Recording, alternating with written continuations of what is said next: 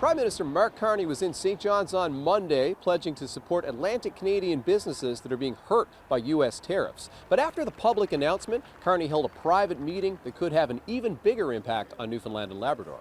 Carney met with Premier John Hogan and Charlene Johnson, the head of Energy NL, to discuss two energy megaprojects: the Gull Island hydroelectric project the province is pursuing with Hydro-Quebec, and the Bay du Nord offshore oil project that is being studied by Equinor.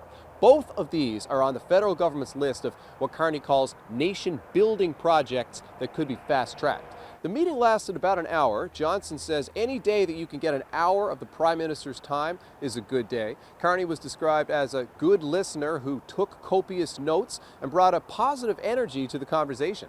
Here is Charlene Johnson.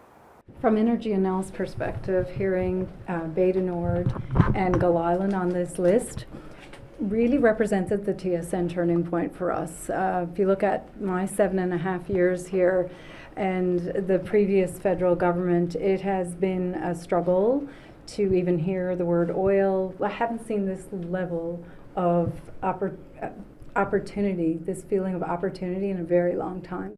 Now, unlike many of the other projects on the federal government's nation-building list, Premier Hogan emphasized that Gull Island and Bay du Nord are both what he calls shovel-ready, with proponents already in place.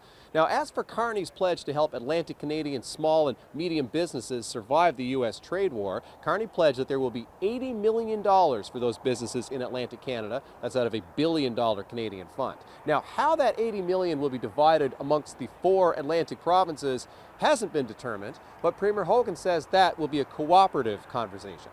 The Prime Minister's approach and the Premier's approach at the table is not to pit province against province. It's really to work together and to support each other. And divvying up $80 million I don't think is going to be an issue. Certainly that we'll work with our Atlantic colleagues to make sure that everybody gets their fair share. So coming out of this meeting with Mark Carney, there's money for small and medium-sized businesses and a lot of good vibes. Whether that will help major projects launch in Newfoundland and Labrador, we'll see.